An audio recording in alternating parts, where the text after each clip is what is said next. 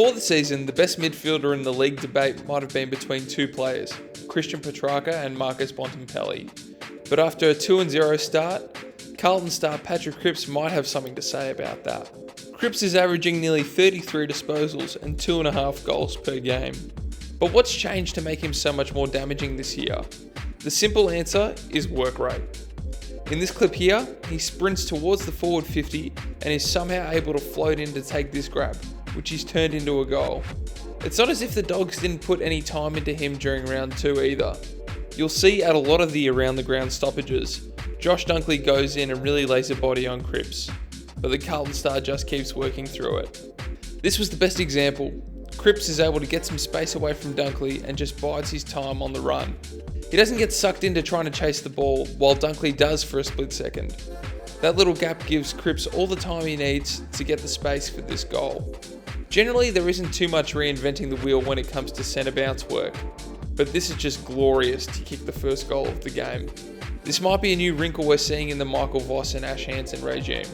You've got George Hewitt here in the defensive sweeper position. Patrick Cripps starts in the 3 o'clock position on the right, while Sam Walsh is at the 12 o'clock position. Walsh moves away from Jack McRae and actually engages Bontempelli, which leaves Cripps in heaps of space out here on the right. Now you've got Bont, McRae and English all flocking to the ball, while Walsh is able to push off Bont and sprint forward. At this point, he probably should have done the old 1-2 back to Sam, who could have streamed in for a goal. He makes it a little harder though, but the Blues do prevail to get the perfect start. It's a glorious centre bounce play. With the NAB League boys starting back up this weekend, let's switch our focus over to the potential number 1 pick in this year's draft, Will Ashcroft. The Sandringham Dragons midfielder is the son of ex-Lion Marcus and could nominate Brisbane if he likes. Let's have a look at some of his Vic Metro film from last year. The first thing that pops out with Will is how much he'll make you pay if you give him space. He just knows where the ball is going to come out and positions himself so well.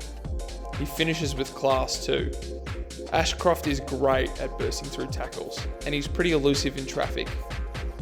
His decision making by hand is really strong. He waits for the pressure to come before firing off handballs and rarely mistimes them.